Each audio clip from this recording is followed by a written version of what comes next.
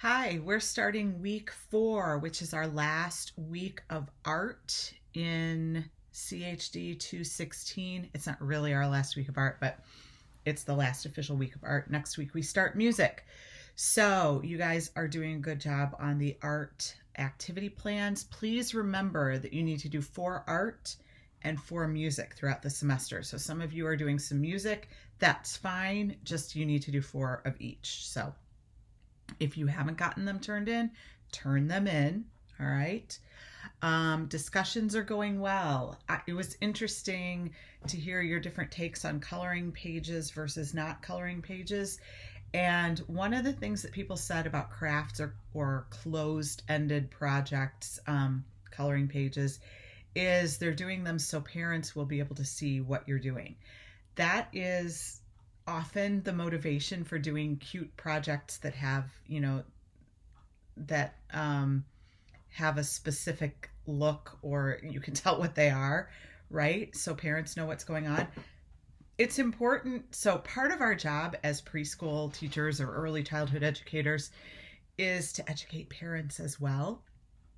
And so maybe what you do is you do some open-ended art and you send it home, but you send home a note with it that says, this is a picture that we did when we were allowed to use whatever colors we wanted to, and we talked about how the colors blended together, or this is a painting that we did while we were listening to different kinds of music so that we could, paint to the music, explaining to parents that it's about the process and not about the finished project. And so talking to them about, like, when we did this, we were using our fine motor skills, we were using our creativity, we were talking about the different colors, we were talking about the movements and feelings, so that they know that this mess of paint on a page isn't just a mess of paint on a page.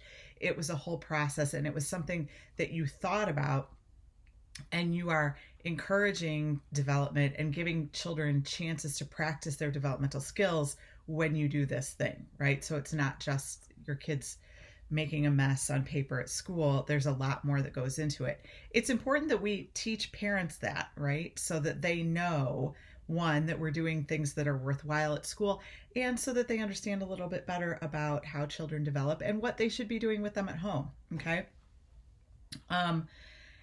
So one of the things that I want you to do in this class all the time is flip it. So you're thinking about the process and not the product.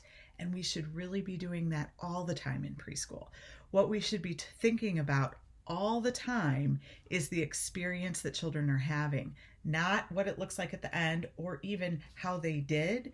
We should be thinking about what they're doing as they do this activity. And that doesn't just apply to art. It applies to blocks. It applies to playground. It applies to everywhere. Like, what is happening with that child as they're experiencing this is way more important than how tall the tower was or how many blocks you used or whether you got all the Unifix cubes hooked together.